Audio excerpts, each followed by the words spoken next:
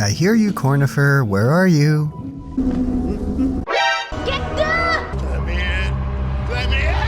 Hollow Knight is one of those games I would call one of my desert island games, where if I had a limited selection of games to play for the rest of my life, Hollow Knight would be on that short list. Having just gone through my second playthrough, it's going to be a game I return to over and over again as time goes on, which is something I tend not to do for most games, or at least until Silksong comes out.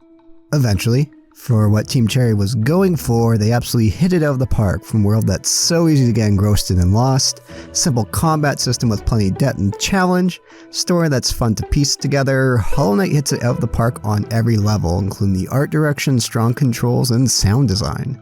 It's a game that gives me hope for the industry, even with all those evil things that go on within it. I'm sure we already knew that, right? So let's delve more into why the game is so great. Timestamps are available if you'd like to jump around this video.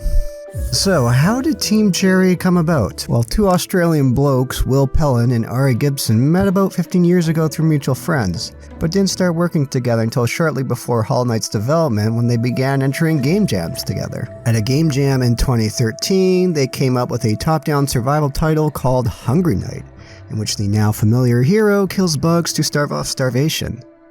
In fact, this game is still available on Newgrounds, which I'll link to, and here's a little clip of it.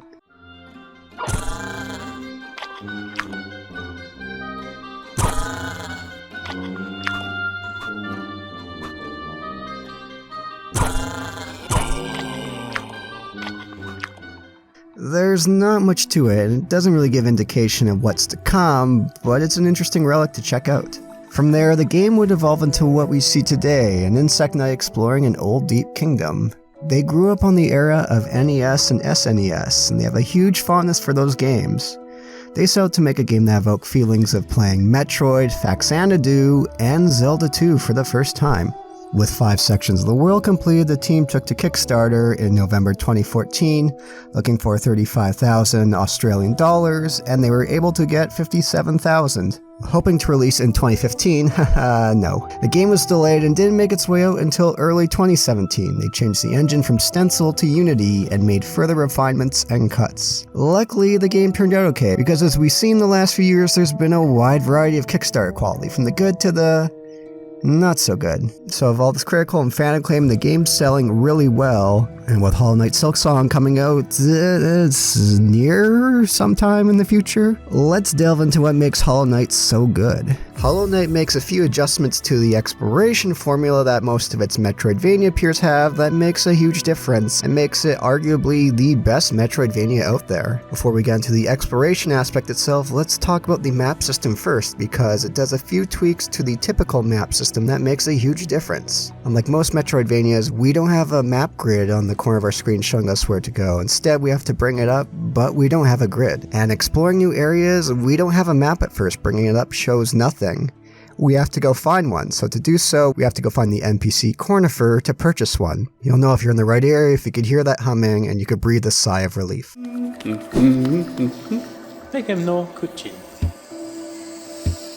And yes, we've all had that frustration when hearing him in Fog Canyon, only for us not able to get to him until we get an ability much later in the game. But once you do...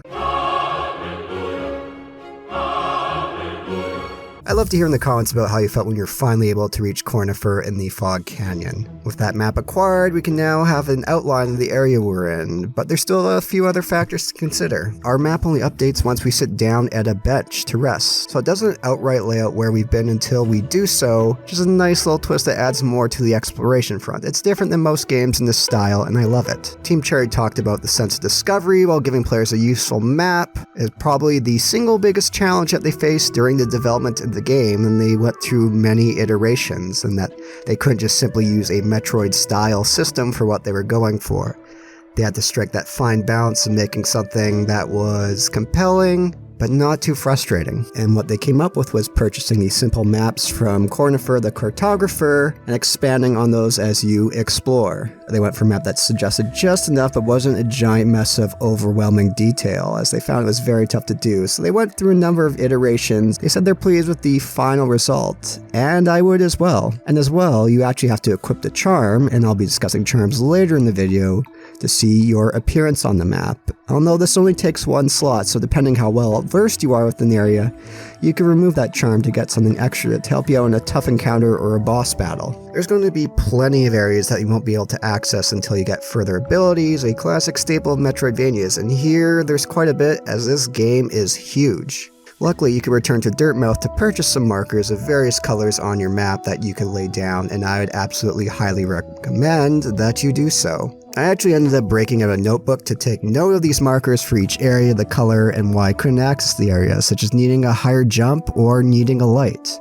Maybe this 30-year-old boomer mind isn't as fast as it used to be, but it was really nice to do. Depending on the size of a Metroidvania, it's nice to have options of laying down markers. Axiom Verge, which I recently made my way through and will be a future video, has a system where you can lay down 2 markers per area and was extremely helpful coming back to later. As well, I made notes in my notebook of why I had those areas marked down. There's just something oh so satisfying with getting a new ability, reviewing my notes, and revisiting those areas that I can now access and can remove those markers and cross them off my list. And usually these areas lead to great discoveries in Hollow Knight, not just a health upgrade or something. They mentioned that discovery for them didn't mean finding 500 flags or something like 500 coins. It means actually coming upon unique sites, unique characters, and unique systems like a new shopkeeper that offers you something you haven't seen before, a new event in the world. And we've talked so much about this map system, so let's talk about the exploration in Hollow Knight. And man, is it a doozy. This game is huge, has plenty of optional areas that you don't need to finish the game with, although if you want to get the better endings, you'll need to explore them. During my second playthrough, I went to a lot of different areas first that I didn't my first playthrough until later, eventually making my way down to the City of Tears from the east, and it's nice that we have this ability. And as huge as the map is, Team Cherry initially had more, but cut it down.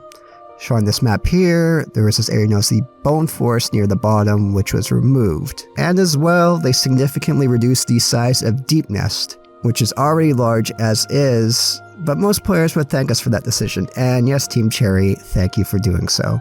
What's even more fascinating is an older idea they had is they were going to initially have prefab rooms that would be rearranged and the game would be something that would last an hour or two each playthrough, but they quickly dropped that. Each area has a distinct theme and feel, from some more inviting, with some oozing with atmosphere and darkness that leaves us on edge, some are filled with beauty. The game just flows well between area to area, with Team Cherry mentioning that is that they didn't start with a path in mind, but put the world together first and built the path from there. Instead of going with an analytical approach, they went with one with intuition, mentioning they've played hundreds or thousands of games at this point for decades, and decided to focus on that intuition, which they felt paid off, and I'm sure we could all agree with that as well. Now, was Team Cherry worried that players would be frustrated not knowing where to go? After all, the early game doesn't give us a whole lot of notification of where we need to go beyond the City of Tears. At that point, we're given 3 key locations that we need to visit in a world this huge. Were they concerned people would be missing out on things? Well, they weren't too concerned. Since it's a game based largely on Metroid, part of the whole experience is the joy about getting lost and finding your way through. They had trust in the players, and that's something that's so refreshing to see in modern gaming, because we most know how most modern publishers and developers treat their players. And even compared to other modern Metroidvanias, Hollow Knight has a lot less hand-holding. Not that the other ones do, it's not a huge detriment when others do hand-holding, but here they give a lot more trust into the players to find their way around in a way that reminds me a lot of Dark Souls. But this exploration wouldn't be so enjoyable if it weren't for the excellent controls, platforming, and the combat system, so let's delve into those. Team Cherry said they wanted the player to feel totally in control at all times. Their model of movement was the Mega Man, and particularly Mega Man X series. Knight has no acceleration or deceleration on horizontal movement. The jump has a lot of initial lift, releasing this button cuts vertical speed quickly, and the dash completely arrests vertical movement, shooting you forward instantly. It is one of the first things the team worked on getting right, and it shows. Except for an optional section later in the game, the platforming in Hollow Knight isn't the main focus, but it's enjoyable in how well movement feels.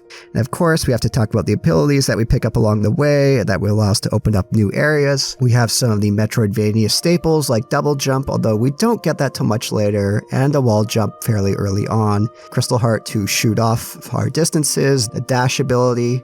We also get some spells, and these abilities are paced out quite well. While my second playthrough I was able to get them much sooner, knowing the game in and out. First playthrough had that anticipation of me wondering when I'll get new abilities that allow me to venture further to areas out of reach. And compared to other Metroidvanias, I find Hollow Knight spreads them out quite a bit more. And once we get all these abilities, we get into this rhythm of navigation of combining all these abilities to get around areas much quicker through backtracking, but also more challenging areas. Now, as good as the platforming and exploration is, combat in Hollow Knight is no slouch either. Combat is an area that I find a lot of Metroidvanias tend to fall a bit short on, for example, Ori and the Blind Forest, which I will be doing a video on shortly. Here in Hollow Knight, however, it offers a simple combat system that has incredible amounts of depth and flexibility, and a risk-reward system when it comes to the healing process. With our nail, we could do some simple slashes, down and up slashes, and some charge abilities that we could find. We have a simple projectile spell, an upward spell, and downward slam that we could collect as well, where we use our soul, the game equivalent of mana, to use. As well, we could heal ourselves with soul, known as focus, and unlike the projectile spells, this takes a bit of time to use. In those moments, we are vulnerable to be hit, and if you're like me, a vast majority of your deaths occurred when you were at 1 HP in the midst of healing and you got hit by an enemy. This risk-reward system with healing reminds me a lot of, well, a cliched answer a lot about Dark Souls and the Estus Flask. In that game as well, a good portion of my deaths came when I was trying to heal with an Estus Flask, only to time it wrong and get hit and killed. I also want to know in that combat comparison, compared to Dark Souls, our nail hits right away as opposed to the wind up in Dark Souls. What's interesting here is that healing requires soul, which is also tied into our spells, so in combat there's always this weighing of options. Should I use my nail? Should I use a projectile spell? Should I save that soul in case I get hit?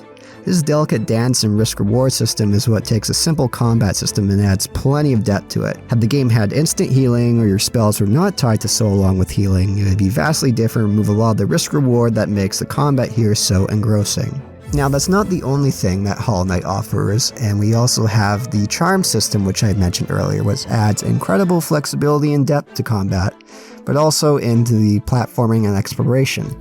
Wishing your nail had more range? There's a charm for that. Want to collect more souls from attacking enemies or get soul from getting hit? There's charms to that. Want to heal faster? There's a charm for that. Want to move and dash faster? There's a charm for those as well. The amount of combinations and charms available make for an incredibly versatile approach to how you want to take things. I remember my first playthrough I was more nail focused when it came to charms, with faster slashes and greater range, while this playthrough I focused more on spells with lower spell cost, faster focus, and greater spell damage. I'd love to hear in the comments some of your preferred builds when it comes to charms. Now of course, none of this would really matter if we didn't have quality enemies to deal with, and Hollow Knight delivers that in droves. There's a staggering amount of regular enemies to deal with throughout the game, each having their own little quirks and idiosyncrasies to deal with. But let's focus on the bosses. There are a ton of bosses in this game, a ridiculous amount, and that's where the combat controls and ability really come together and shine.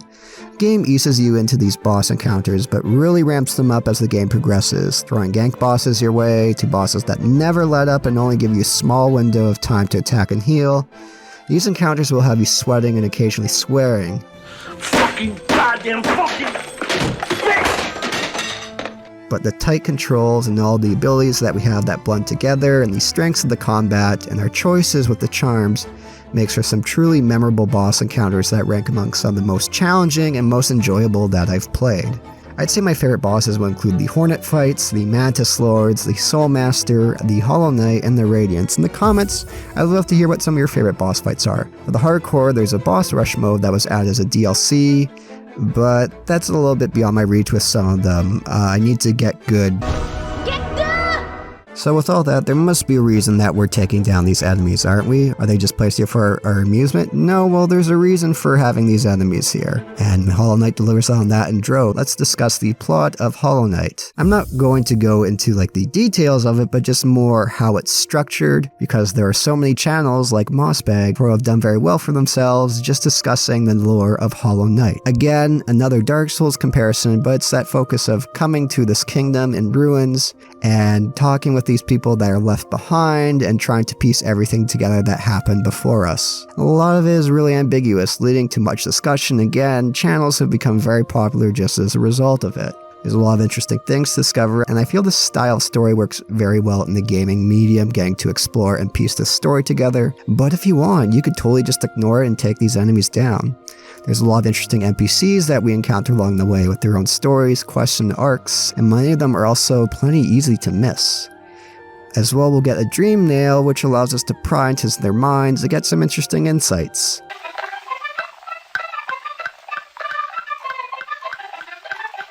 There's tons of interesting fan discussions and fan theories out there. As I mentioned, there's a bunch of channels that focus on it. I'd love to hear in the comments what some of your favorite theories are. Now, is this game perfect? No, there's a few flaws here and there, but nothing too major, but I do want to point them out. I do wish the areas were a little more interconnected, and maybe there was closer access to some of the fast travel points with the stags. And let's talk about the White Palace. If you want to get the better endings, you have to go through here and... Like, as good as the platforming is in this game, I hate this bit.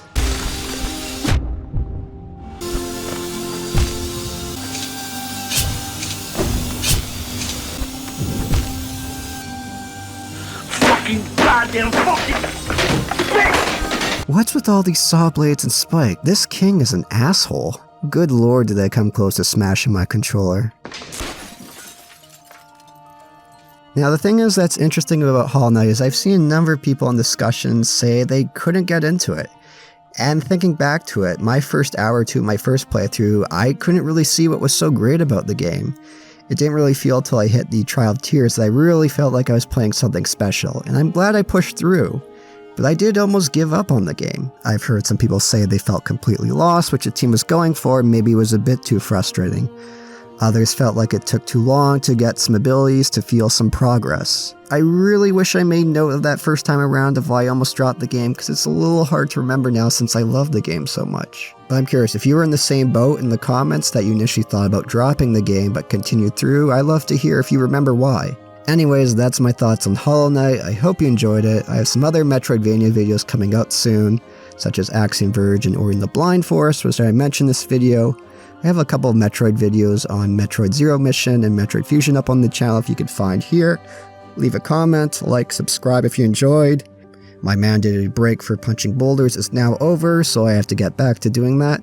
So enjoy, my friends. Have a great day.